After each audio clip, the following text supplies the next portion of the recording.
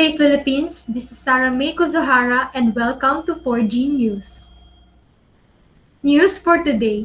BPI lost case against Gregorio C. Rojas over a cashier's check. Narration of facts and more information from Jane Calayag. Presenting the case GR number 157833, Bank of the Philippine Islands versus Gregorio C. Rojas. Respondent Gregorio Rojas filed the case against Petitioner Bank of the Philippine Islands, also known as BPI, on September 23, 1993. Respondent claims that he has the right to receive the amount of 348,805.50 written on a dishonored cashier's check issued by Petitioner BPI. Sometime in March 1993, the creditor named Gregorio C. Rojas had delivered stock of vegetable oil to spouses Rodrigo and Marisa Cavili. As payment, the spouses wrote a personal check amounting to 348,805.50 for Rojas. However, due to the reason that the personal check written by the spouses was dishonored by the Drawings Bank, they later on replaced it with a cashier's check from BPI. On March 31, 1993, upon the instructions of BPI's branch manager, Elma Capistrano, and bank teller named Lita Sagon, prepared a cashier's check with the numbers 14428 that amounts to 348,805.50, which will be drawn against the account of Marisa Cawili, payable to Rojas. After the cashier's check was made, Rodrigo Cawili handed the check to Rojas while being in the presence of the branch manager. However, when Rojas returned on April 1, 1993, the cashier's check that he was planning to encash was dishonored. The branch manager later informed him that Marisa's account was now closed. Despite Rojas' insistence, the bank officer refused to encash the check as well as tried to retrieve it from him. He was then later on advised by his lawyer to deposit the check in his account at City Trust Ortigas Avenue. Unfortunately, the check was still dishonored on the ground that Marisa's account was closed. This incident resulted in Rojas filing a case with the Regional Trial Court, Branch 263, Pasig City on September 23, 1993, against BPI, which led to their legal dispute. Back to you, Sarah. Thank you, Jane. But what about the factors that affected the final decision? Any information, Janina and Joshua? Hello, I am Joshua Andre Gonzales, and I'm here to discuss the factors and legal issues that affected the decisions of the court. We have two factors that we are going to talk about. The first factor that we're going to talk about is whether or not the respondent is a holder in due course and will be reported by yours truly. And the second factor is whether or not the BPI is liable to the respondent for the amount of the cashier's check, and it will be reported by Janina Alparo.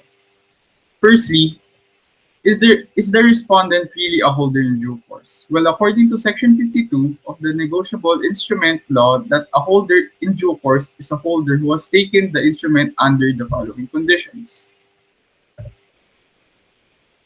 We can see from Section 52 that there is no signs that the instrument used, which is the cashier's check, as a replacement for the bounce check has any defects, which implies that it is complete and regular upon its face. From the given facts, we can also see that the Cawilis went to the petitioner branch to purchase a cashier's check drawn from Marisa Cawili's account to replace the bounce check as payment for the delivered stocks of vegetable oil of the respondent. So we can see that the respondent obtained the cashier's check in good faith and for value. It's also noted that the respondents attempted to encash the cashier's check a day after it was given to him. And we also have to note that the branch manager was present when it was given to him. Although the bank manager was present, she didn't say anything about the closing date of Marisa Cawili's account that might affect the respondent's attempt to encash the cashier's check. This shows that the respondent is a holder before overdue and had no notice of infirmity in the instrument or defects in the title of the person negotiating it. As a general rule under the provisions, every holder is presumed prima facie to be holder in due course, and the one who claims otherwise has to prove the court that the presumed holder in due course is lacking. In this case, the petitioner claims that the value is not present, which implies that the respondent is not a holder in due course. But the petitioner contention lacks merit because according to Section 25, that value in any consideration sufficient to support a simple contract, an antecedent or pre-existing debt constitute value and it is deemed such whether the instrument is payable on demand or at a future time. The statement above proves that the cashier's check withholds value because the Kawilis are the ones who purchased the cashier's check as a payment for the respondent's purchase of oil. With these given facts, the Court of Appeal did not hesitate that the respondent is a holder in due course of the cashier's check. In addition to that, many have asked the question whether the petitioner is liable to the respondent for the amount of the cashier's check. Well, since the disputed check is a cashier's check, the court held that this is really the bank's own check and may be treated as a promissory note with the bank as the maker. Based on Article 1249 of the Civil Code of the Philippines, payments using mercantile documents like checks or promissory notes does not extinguish the obligation until the creditor was able to accept and encash it.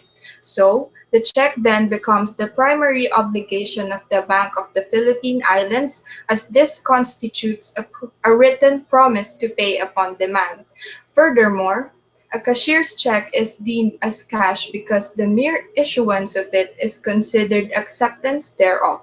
Therefore, the petitioner bank became liable to the respondent from the moment it issued the cashier's check. Having been accepted by Rojas, subject to no condition whatsoever, BPI should have paid the same upon presentment by the former. Thank you, Janina and Joshua. Now we can finally conclude that BPI is liable to the respondent for the amount of the cashier's check, since Rojas is a holder in due course and the disputed check is a cashier's check. It is truly the bank's obligation to pay Rojas. The RTC rendered a decision in favor of Gregorio C. Rojas, and the Bank of the Philippine Islands was ordered to pay the plaintiff the following: the sum of 348,805.50 pesos for the face value of the cashier's check with legal interest from April 1, 1993 until it is fully paid, the sum of 50,000 pesos for the moral damages, the sum of 50,000 pesos as exemplary damages as an example for the public good, the sum of 25,000 for attorney's fees, and the cost of suit. As for the third-party complaint and defendant spouses, Rodrigo and Marisa Kawili, they are ordered to compensate the BPI an amount adjudged and actually paid by it to Gregorio C. Rojas, including cost of suit. Hence, the petition is denied. The Court of Appeals then affirmed the decision of the RTC. Once again, I am Sarah May Kuzuhara. I am Jane Calayag. I am Joshua Gonzales. I am Janina Alparo, and this is 4G News. Have a great day.